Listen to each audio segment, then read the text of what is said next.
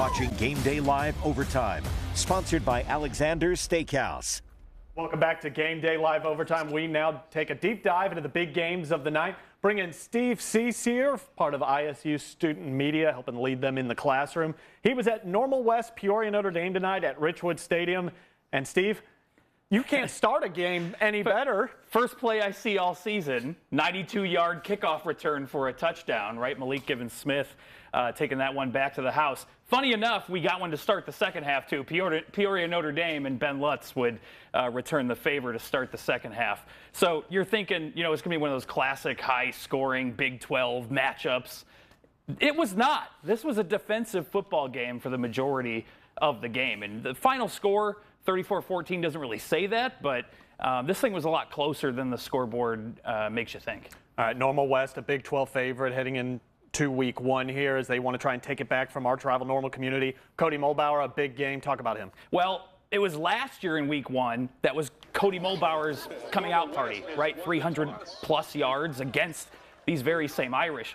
He started off slow tonight. First 10 carries, only 31 yards. 4 of those carries ended at the line of scrimmage or the backfield. But his 11th carry, a 57-yard touchdown toward the end of the second quarter. And it was just one play after another for Cody from that point forward.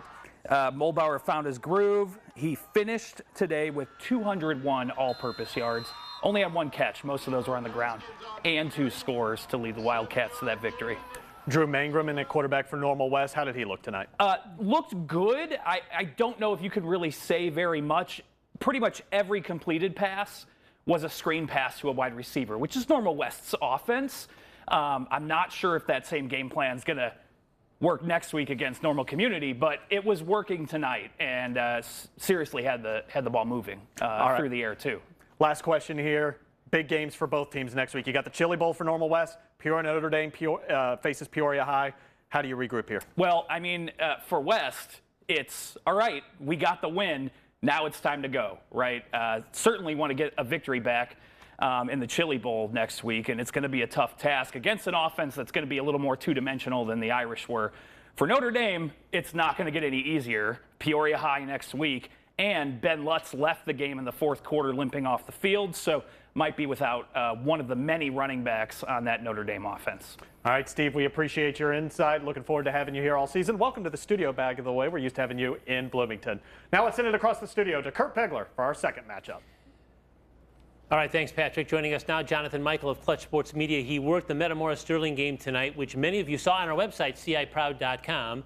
And what a debut for Nick Dolinsky as the head coach. He's been around the program for a couple of decades, but his first game as a head coach at Metamora, a huge success. Really it was. And again, there's a lot of nerves coming into this game. You know, first game as a head coach, he admitted himself he was nervous coming into it, facing off against his childhood friend, John Schlever, head coach of Sterling. But again, it's a really impressive debut. He will sleep good tonight. And again, they got it done in every facet of the game. Yeah, they started out with a 4-play drive to open the game, resulting in a Stephen Petrie touchdown pass. Then they went to the ground, which they do very well, and they scored on a 17-play drive in the second quarter. So Metamora doing what Metamora does, eating up the clock and winning football games. Definitely. Again, they got it done on the ground. Again, you know, right away, you know, they really just kind of set the tone, won the ground, and then after a few plays, big touchdown pass here to Jalen McMillan, the Macomb transfer, making an impact on his first drive as a Redbird. Very impressive for him. He had 2 touchdowns.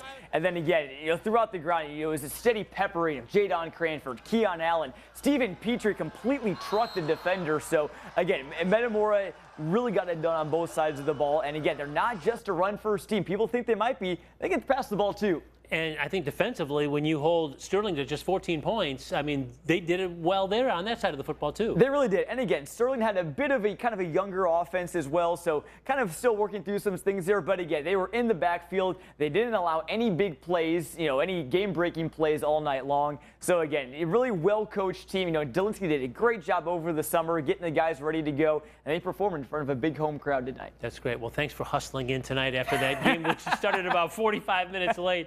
You just walked in the door. Thank you, Jonathan Michael. You can follow him on Twitter at JohnDog237. Thanks for your insight tonight as we continue on.